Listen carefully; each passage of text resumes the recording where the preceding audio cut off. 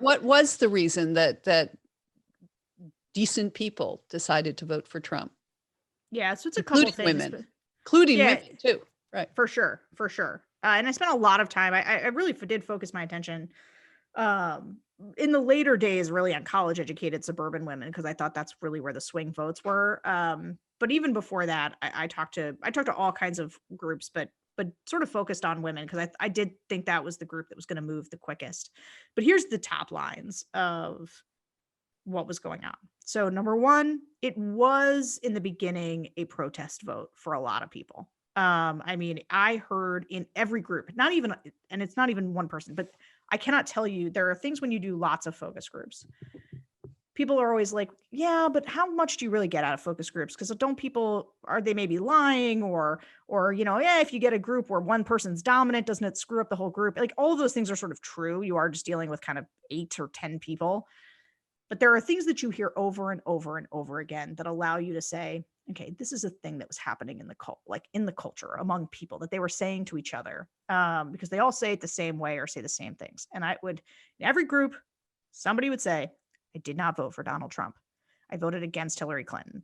And that was just like such a prevailing sentiment, which is like they had lived with the Clinton corruption for decades. And this is a thing that I think the left never quite understood, but that was very apparent to, I think, people like us who had also disliked the Clintons, who had spent, a decade or more in a media ecosystem that thought the Clintons were uniquely corrupt and of bad character and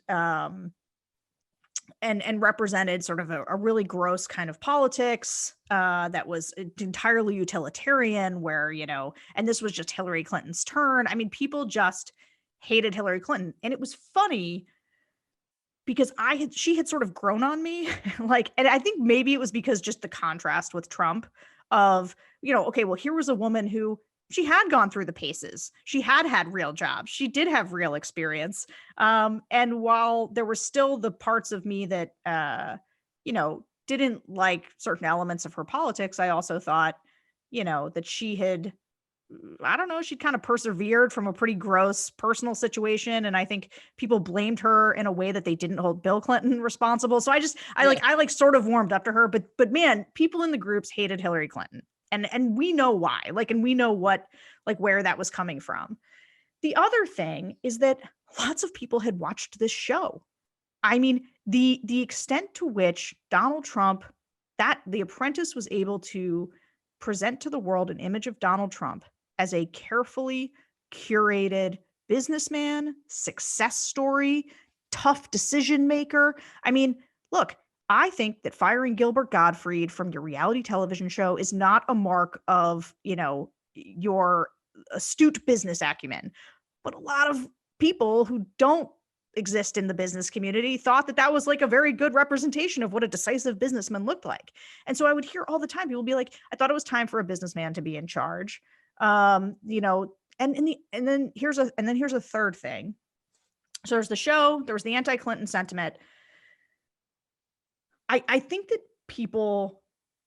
something that's underestimated in the Republican Party today is how much the social issues of yore no longer matter. And that especially as people have picked up culturally conservative or sort of culturally MAGA, I don't want to say culturally MAGA voters from the Dems, which are sort of white working class voters who used to be unionized, who live in coal country, live in the places where I come from, that might have been Democrats before. They belong to a union. Now they are kind of culturally, they're culturally MAGA, but they're also kind of moderate on those social issues. Like they maybe go to church, but like they're not like they themselves would kind of be like, yeah, but we're not holy rollers. And they find the excessive sort of social conservatism to be constraining. They don't really like it, or they think it's weird. So he, to them, was the moderate that they had been waiting for.